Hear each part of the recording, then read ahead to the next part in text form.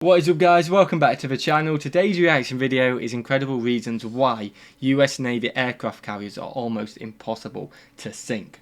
Have we done a video on aircraft carriers with you before? Not specifically one video on them. I think we've done lots of videos where they've been mentioned. Yeah, because they're absolutely massive. But we've not done any specific ones. Yeah, I know what you mean, just about it, learning about it. Well, as you know, they're absolute beasts of animals. But I guess, I don't know, would you thought they're easy to sink looking at them or not? Because it's quite a big target. I don't know. No, I don't think they're easy to sink. Well, now you know they're almost impossible. Oh, yeah, because the title says. But I'm saying before that, would you have thought about it or not? No. No? No. Oh, there we go. I mean, I'd have thought they actually were impossible to sink. Would you? Yeah, but apparently not. Yeah, to be fair, I know the answer because I think I've reacted to this video a long time ago. But they're such a big target, they're quite easy to hit, so I wouldn't have really known, to be honest with you. But yeah, let's find out why they're so impossible to sink. Smash that like button if you enjoy. How many likes we got on this video? 2,873. 2,873. But if it is on that number, you've got to like it to get more. So smash that like button, guys. Smash that subscribe button. And are you ready? I'm ready. Let's get straight into it. Incredible reasons why US Navy aircraft carriers are almost impossible to sink. What we got? Over the horizon, the nearly 60,000 tons of American diplomacy waits menacingly as the enemy aircraft approach. The pilots are stunned. They can't believe they've made it this far without being spotted. As they get closer and closer to their target, they make their missiles ready to fire and wait until they're sure they can hit their target. With the American supercarrier unusually quiet, the pilots let go their deadly payload and peel away. As they head back toward the base, they can see that their missiles hit the carrier but did not even cause a scratch. Disappointed, but not undeterred, other units join the fight to try and take it out. Next up is a destroyer that launches a surface-to-surface missile at the carrier. It too hits, but it causes little damage to the integrity of the carrier. Lastly, a submarine tries its luck by launching torpedoes at it. Torpedoes are known to snap ships in half with just one shot, and with several on its way, surely the carrier must go down now. But to the submariner's dismay, even with all direct hits, the American behemoth still floats. While this scene might sound like wishful thinking or something out of a cheap war movie, it actually happened in real life. The USS America was a Kitty Hawk-class aircraft carrier and holds the title of being the only supercarrier sunk, intentionally or in battle, in world history. After she was decommissioned in 1996, the carrier was slated to be destroyed in a live-fire testing for the up-and-coming Nimitz-class carriers. The reason why she was selected was because she was quite similar in design and make to the Nimitz-class carriers, and US Navy engineers wanted to see really how much punishment a ship like this could take. The results of the testing far exceeded any of their expectations. Over the course of 4 weeks, the America was pounded with missiles from aircraft and ships, as well as 4 weeks of missiles to take it down. Again, it is mental. Just all them bombs you see landing, or when you see videos of bombs and stuff like that, you think it's got to destroy it, but it's not even scratching the surface.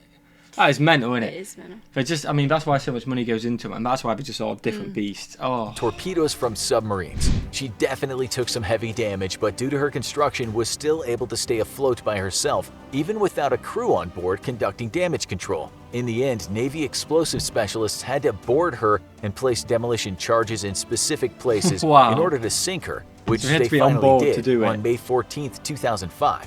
It's incredibly unlikely that a team of skilled saboteurs could ever board the US Navy carrier and sink it with timed explosives. But even against conventional threats, these behemoths of American diplomacy are pretty darn hard to take out. Here are 10 reasons why US Navy aircraft carriers are impossible to sink. That's why I'm so dominant. The F-18 attack aircraft. What would an aircraft carrier be without their aircraft? After all, their carrier air wing is what gives them their ability to attack from hundreds of miles before enemy units can even get within firing range of the carrier. There are 3 main aircraft that make up carrier air wings, and the F-18 Super Hornet is the strike warfare side of the house. The F-18 is the workhorse of the air wing, and each carrier can have up to about 50 of these aircraft on board. They're an all-purpose fighter that can combat targets in the air and on the ground. With their speed and maneuverability, they can easily outrun most combat aircraft in the world today. Though they have limited history in proving their air-to-air prowess, with just 2 kills in the Gulf War, they've seen extensive use against ground targets in the wars in Iraq and Afghanistan. Because of this, the F-18 is more than capable of knocking out enemy aircraft and shore installations hundreds of miles before they even become a threat to the carrier. Number 9. Link 16. US and NATO units use what are called tactical data links to share information. Though most NATO units only have Link 11, US forces are all equipped with the newest and most secure data link called Link 16. Broken down in its most basic form, tactical data links are simply a secure way to share information. By utilizing a variety of measures like frequency hopping and encryption, the data can be near impervious to enemy attempts to intercept or disrupt the information flow, thereby guaranteeing the free flow of communications. In a real-world scenario, the carrier would be able to link up with the entire strike group and as many other units as the carrier wanted, thereby ensuring all units would have secure comms and a means of feeding information quickly in a real-world scenario. Definitely Number essential. 8. The skiff. Going along the lines of secure information, on board every carrier is what's called a skiff, which stands for Secure Compartmentalized Information Space. These spaces are top secret, and only those with extensive security background investigations and a need to know are allowed to enter. While the equipment inside is highly classified, skiffs are an incredibly useful tool in that they allow processing and dissemination of vital information quickly. The information that could be received could be intel about an upcoming strike, indications and warnings of a terrorist attack, or anything else that would be of national security interest or pose an imminent danger to the carrier. Because other small ships like destroyers and cruisers do not have... I didn't think they'd have one of them on that. No, I didn't even. Like, that's kind of like I literally just thought it was to hold... I actually just thought it was to hold the planes. Well, that is a massive part of it, to hold the planes. That's literally why but that's all I thought it did. But it also has weapons on it itself, Yeah, I I guess, didn't and know stuff that. like radar. But I didn't realise, like, you'd think that kind of stuff was only in, like, the White House, like, the underground bunkers or the equivalent to MI5 and stuff like that in the US is what you'd expect. Not in the middle of a sea, in a random place, a room where certain people can only enter because it's got that. Yeah. It makes sense, though, I guess. It does make sense. If you're out in the middle of it, your main person may need to know and they get the information. Yeah. So that's pretty cool. skiff, the carrier becomes crucial as a means for getting vital information quickly and securely. Because of this, even if an enemy was planning an attack, the carrier would be forewarned about it.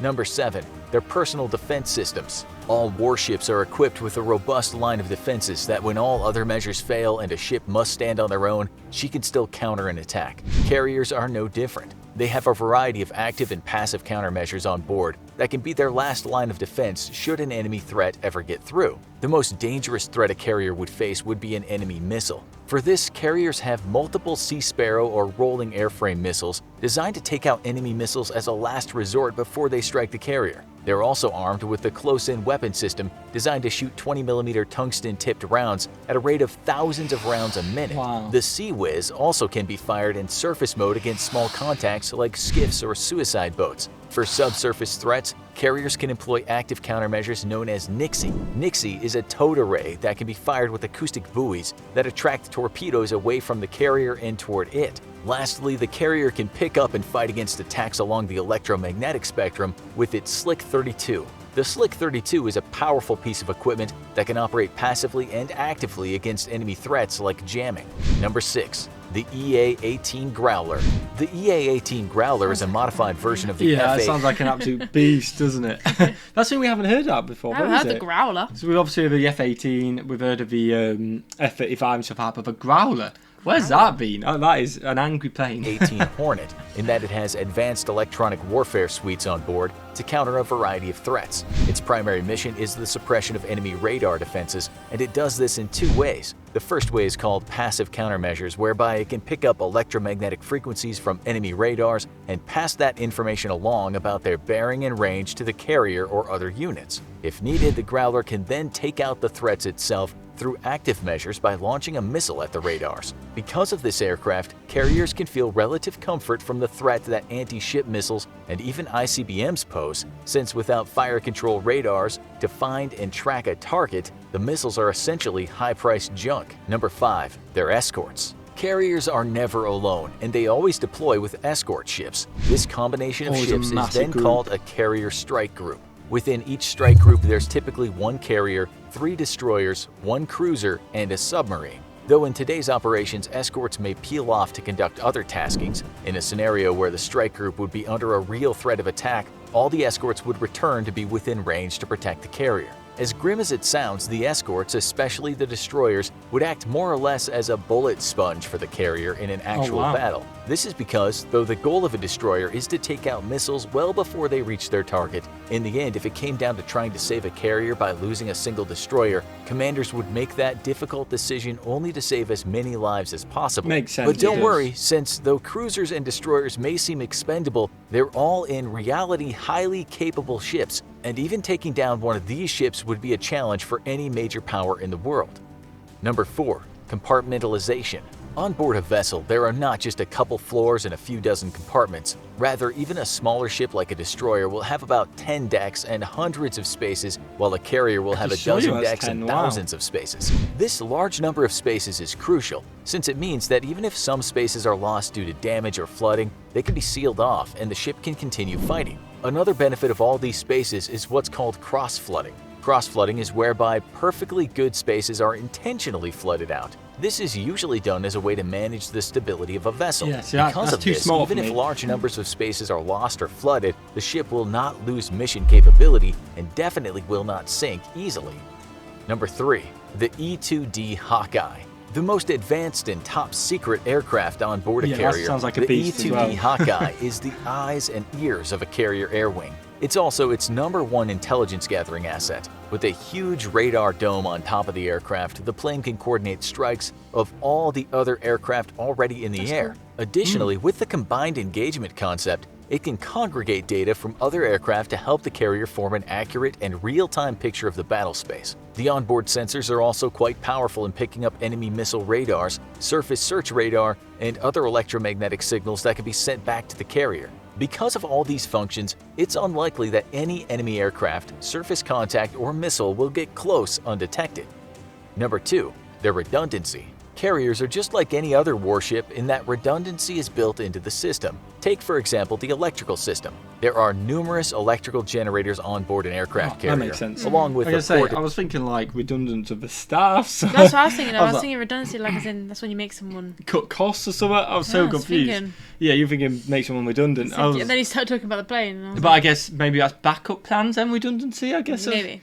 We only know it's redundant being sacked, but I'm guessing that's what it means. Which again is another good thing. Sync fails, you got backups. Yeah. Smart. And starboard bus. Taking out just a few generators or even one of the electrical buses will not take power out of the ship. Another example would be its fire main system. Fire main is just seawater that's the primary method of attacking fires on the ship. The fire main loop, or how the water travels, is varied and full of twists and turns. That way, if the fire main loop is affected anywhere, it can be quickly isolated and water can still be directed toward a casualty. Number 1. Their speed. The best defense an aircraft carrier has is its speed. Though the official stance is that they can go greater. Yeah, it's such a big thing. I'd always assumed it goes quite slow, but I guess if it's nuclear powered and stuff like that, it's got a lot of power behind it. Yeah. So yeah, it obviously goes quite fast. Than 30 knots. In reality, it's believed that they can go much faster than that. So fast, in fact, they could outrun practically every other warship on the planet at full power. That's pretty insane. Why speed matters is that if a carrier can move extremely quickly to avoid danger, then it's unlikely the threat will hit the carrier, whether it's a missile, torpedoes, or another ship. If the carrier cannot defend against it, then it can just run away. That's not to say that a carrier can go anywhere close to what a speeding missile can travel. Rather, a carrier can move so fast, so quickly, that the enemy's fire control solution will be outdated by the time the missile gets there, or that the seeker on the missile will have a greater difficulty in reacquiring the carrier. For missiles and torpedoes that are passive, moving out of the general area quickly would surely defeat most of those systems. Those were the top 10 reasons why an aircraft carrier cannot be sunk. There we go. It's a beast, isn't it? Yeah, I wasn't expecting that. I think, to be honest, just the initial thing about the aircraft not being able to sunk with no defences was enough. Right, you know what I mean? Like, the fact that it doesn't need much, I mean, it needs so much to sink it. And then you add in these 10 reasons on top of it. Yeah, definitely. I was not expecting that. Nah, it's an absolute beast. And again, the speed, quite shocking. Yeah, that's a shocker. That's what shocked me the most. You expected it to be one of the slowest, didn't you? Smash that button if you enjoyed, guys. Smash that subscribe button. And let us know if you want us to do more videos like this. You wanted to learn more about the aircraft carriers and stuff like that, or certain ships. Let us know in the comments, guys. Smash that like button, guys. Smash that subscribe button. And what should we do? Have a fantastic day. And we'll see you, legends, in the next one. Peace.